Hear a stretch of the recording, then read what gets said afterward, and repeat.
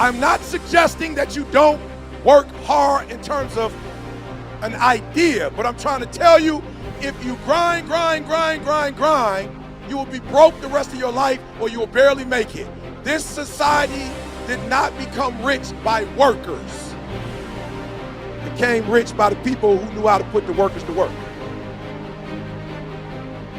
I heard a poem once that said, many a flower has bloomed unceasingly and wasted sweetness upon the cold desert air. It's translated, that means simply that many a talented persons have gone unnoticed, and the world never had a chance to be exposed to their talent because that person did not take the time to begin to express or to demonstrate or to motivate themselves in the direction to bring that which they came into the universe to bring. If you can identify your God-given gift, that's your greatest chance for success. Because God gave all of you a gift. All of you are gifted, every last one of you. God gave you a gift at birth. He gave it to you. You ain't got to look for it, it's inside you. It's the thing that you do the absolute best with the least amount of effort. When you are living in your gift, when you get up in the morning to go to work, you're overjoyed. This is how you know you're not living in your gift. If you are waking up in the morning and you can't stand waking up because you don't want to go to your job, it's because you are not living in your God-given gift. God created you to have a life of abundance, to wake up in a joyous spirit. If you're not, it's because you have not tuned in to what God created you for. The separation of talent and skill is one of the greatest misunderstood concepts for people who are trying to excel, who have dreams that want to do things. Talent you have naturally. Skill is only developed by hours and hours and hours of beating on your craft. Life is not just watching the clock tick away. Life is a collection of experiences. Their intensity, their frequency. Whatever the span of your life turns out to be, here's what you want to fill it up with: experiences and the intensity of those experiences. Here's one of the best ones we covered earlier. When should you start building this hotel? Answer: as soon as you have it finished. When should you start the day? As soon as you have it finished. Plan the day the best you can, leaving plenty of room for improvising and surprises and all the stuff that happens during the course of the day. But if you've planned a good, productive day, now you start that day, you can't believe how much more valuable your time will be. Don't start the day until you have it finished.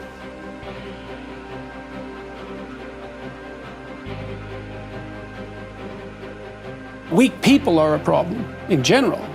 And I don't mean physically weak, I mean cowardly, let's say, and deceitful, because I'm thinking it more in terms of moral weakness. Well, there's a variety of reasons. First of all, if you can't support your own weight, let's say, then someone else has to do it. And that's not good.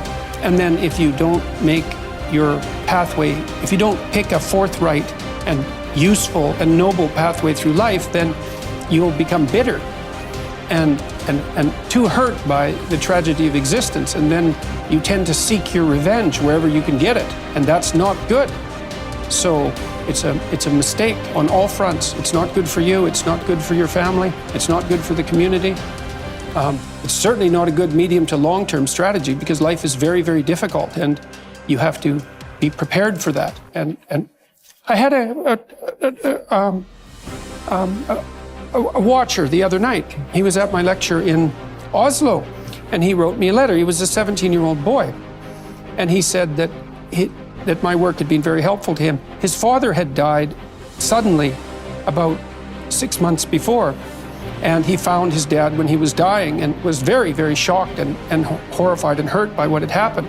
And I had recommended on my YouTube lectures that one thing you could aim for was to be the strongest person at your father's funeral. And so that's what he did. And he helped his mom, and he wrote a 200-word eulogy and got through it. And so, good for him. That's strength and necessary. It's a terrible thing that happened, but he did everything he could not to make it any worse than it had to be. But do you never see that showing weakness can be a strength too?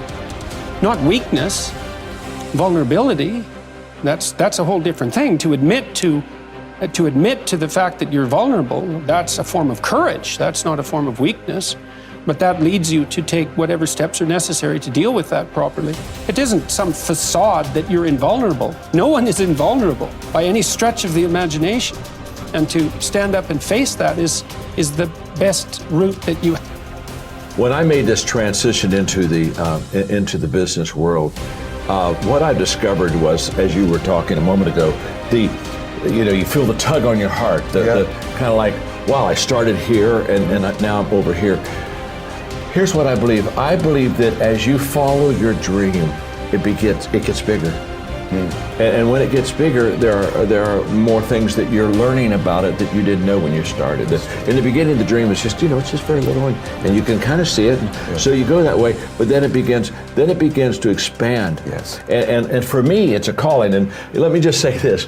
I'm not trying to be over spiritual, but somebody asked me the other day what a calling was, and I like kind of my new definition for calling. Okay. In fact, in my book, Leader Shifts, one of my chapters is shifting from career to calling, and how perfect. And how do I make that shift? But I think a calling is a purpose with a divine touch. So many times we miss happiness because we think it's out there, and so we pursue happiness. What we need to discover is the fact that happiness is not a place that you go or a status that you attain. Happiness is an inside job. That when I am content, happy, satisfied, pleased within myself, that everybody and everything will bring happiness around me. Just as if I'm displeased on the inside, there's nothing that will bring me pleasure or happiness on the outside. Happiness is not an outside job. It's an inside job. Happiness is not something that someone brings to me or gives to me. It's something I bring to myself and give myself. So give yourself today the gift of happiness. It's your choice. And guess what? The moment that you are happy within, there's a whole bunch of happiness that you're going to experience on the outside. The only thing you have to believe in, hear my words. The only thing you have to believe in right now is that humans are capable of learning. That humans, for whatever reason, nature has chosen to not endow us with a whole bunch of pre-programmed things. So for instance, a baby horse, a foal, I believe is how you say that.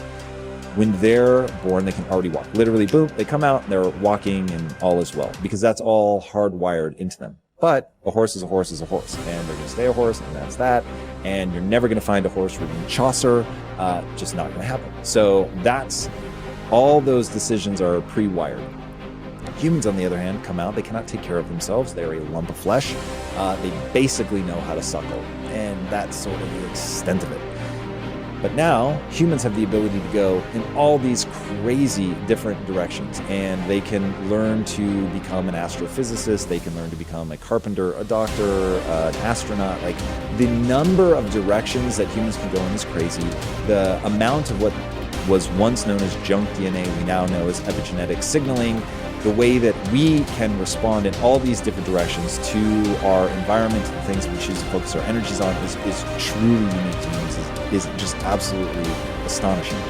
So understanding that that's baked into the human animal is the ability to learn and go in any direction. So once you realize that humans are adaptation machines, that we can learn anything, now it's okay, whatever you want to do, you can do it as long as you're willing to pay that price. I'm not saying that it's not going to be hard. It is going to be very, very hard. I'm just saying that it is doable and that you will receive a return on investment in your energies. And that's what people need to know and believe to the core of their being, that my time in this direction will be rewarded. Now, here's where people f themselves up. There is this retarded debate about whether or not it is, hey, am I pre-programmed? I'm good at math, and so that's it, and I should go do things that are math, or I'm good at verbal, and I should go do things that are verbal. I'm naturally gifted as an athlete, so I should go be an athlete. Look, I'm not saying people don't get early wins. People get early wins. And if you happen to love the thing that you're getting early wins, and that's awesome, man. And you will find it just a little bit easier. You've got a headwind or a tailwind, I guess, a tailwind. You have a tailwind. And so that, yeah, love that. But if the thing that gives you the most energy in life is something that you have no natural inclinations for, go learn that. When I say that I have zero natural ability as an entrepreneur, I mean zero. I had to learn everything from not being lazy, to problem solving, to overcoming my paralyzing fear, to look at world like a puzzle, dealing with anxiety. Literally, it was comical as I was going down my journey in the beginning as an entrepreneur to figure this shit out. Ridiculous.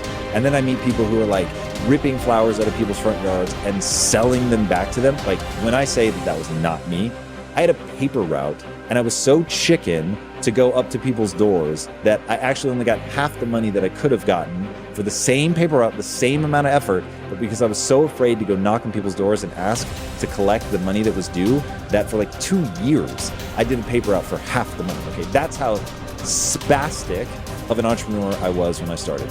So you can learn this stuff. Now, my goals demanded that I learn entrepreneurship, so I learned it.